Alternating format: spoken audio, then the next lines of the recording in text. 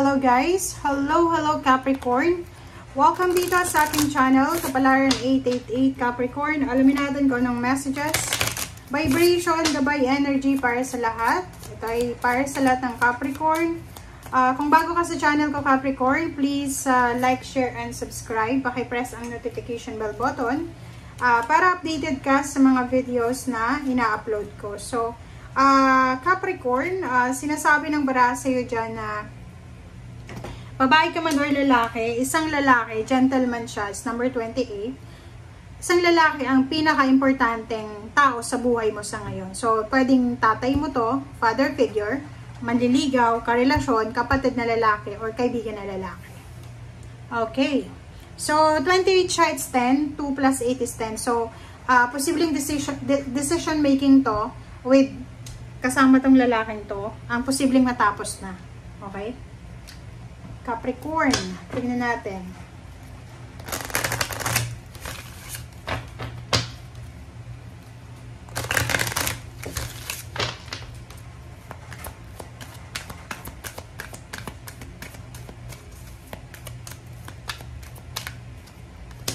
Okay, 3 cards.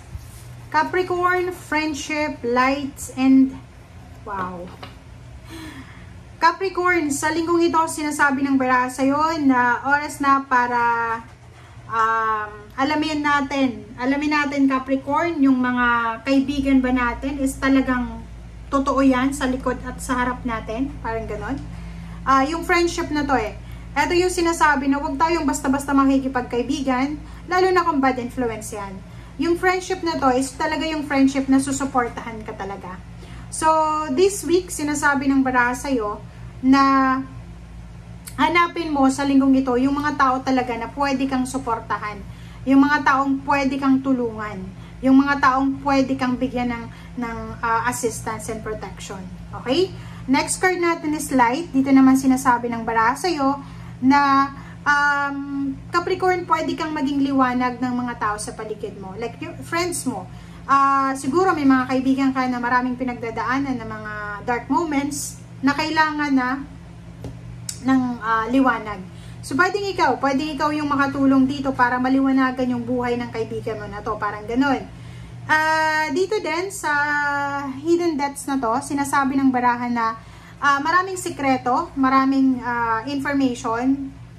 Yung iba sa inyo dyan, sikreto siya na mabubulgar. Okay? So, it's parang revelation of truth, revelation of secrets, revelation ng kung ano man na katotohanan.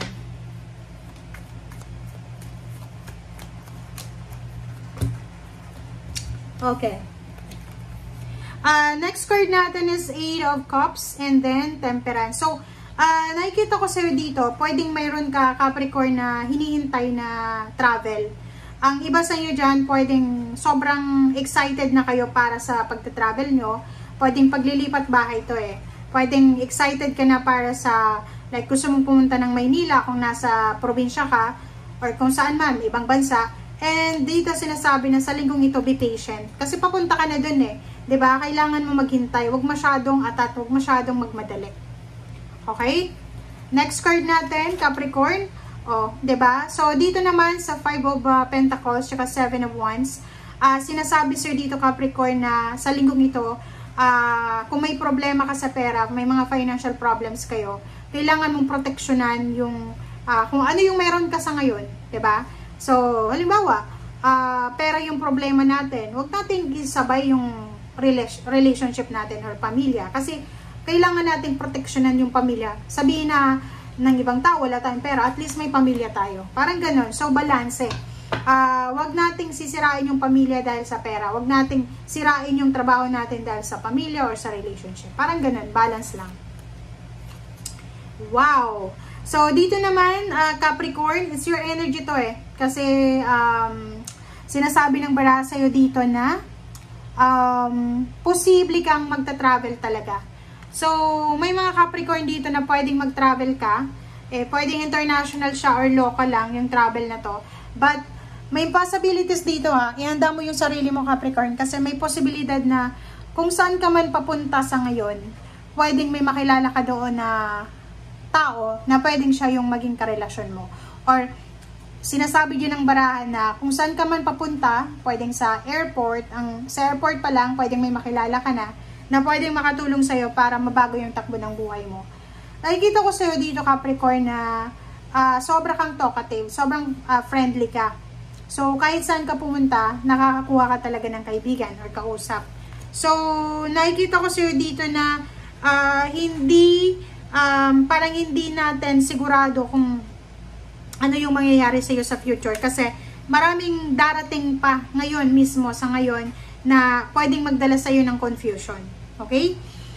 Dito naman sa Ace of Pentacles, sinasabi ng baraha, meron kang target eh. 'Di ba? Parang habang ngayon, halimbawa habang nanonood ka, nagba-browse ka ng internet, may isa kang bansa na gustong puntahan, or meron kang isang plano na gustong gawin. Pwedeng gusto mong magpatayo ng bahay, bumili ng sasakyan, mag-travel, parang ganon. So, sinasabi ng baraha sa'yo na excited ka na, but yun na nga, kailangan mong maghintay.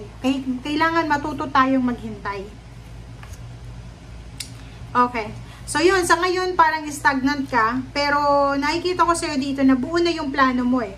'Di ba? Meron ka ng plano dyan, meron ka ng plano, and sinasabi ng baraha sa'yo dito na huwag kang mag-alala kasi yung plano mo na yan ay makukuha mo yung planong yan. Okay? Matutuloy at matutuloy yan. Sinasabi ng baraha sa'yo dito na siguro bigyan mo ang sarili mo ng isang taon simula ngayon. So, next year of April, parang April 2026, posibleng nasa ibang bansa ka na, or posibleng may trabaho ka na, or posibleng may asawa ka na, or posibleng nasa ibang lugar ka na, or posibleng nakalipat ka na ng lugar. Okay? Okay, 6 of Cups. Nakikita ko sa'yo dito, iwasan mo lang yung third party. Yun lang. Kasi pag may third party na involved, pwedeng masira yung diskarte mo sa buhay. Nakikita ko sa'yo dito yun. Nako. I hope na wala kang asawa. I hope na wala kang karelasyon. Kasi Capricorn, posibleng may mga relationship na pwedeng mabuo. Pero yung relationship na to, may involved siyang pera. And posibleng makasakit ka ng ibang tao. Diba? Judgment talaga eh. So, mag-iingat ka sa mga decision making mo. Okay? Mag-iingat ka sa pagdidesisyon mo, Capricorn. Lalo na kung third party siya ha. Like may asawa ka, may live-in partner, may boyfriend, girlfriend. Tapos na-in-love ka sa isang tao. And ang taong to ay hindi lang love life, kundi pera. So parang nasa kanya na lahat eh. Siya yung wish mo, siya yung dream person mo, dream love life. And ikumpara mo yan sa current na relationship mo. Parang napakayaman siguro niya, or napakagwapo, napakaganda, stable talaga siya, and secured. Kaso lang, yun na nga, sabi sa'yo dito ng baraha, pwedeng makasakit ka, pwedeng makarma ka din, dahil lang sa isang desisyon na yan. So, mag-iingat ka. Okay? Thank you guys for watching. Kaya pala meron ditong gentleman, kasi baka babae ka, na Capricorn, na pwedeng ma-inlove ka, or ma-inlove ka sa iba. Thank you guys. Bye!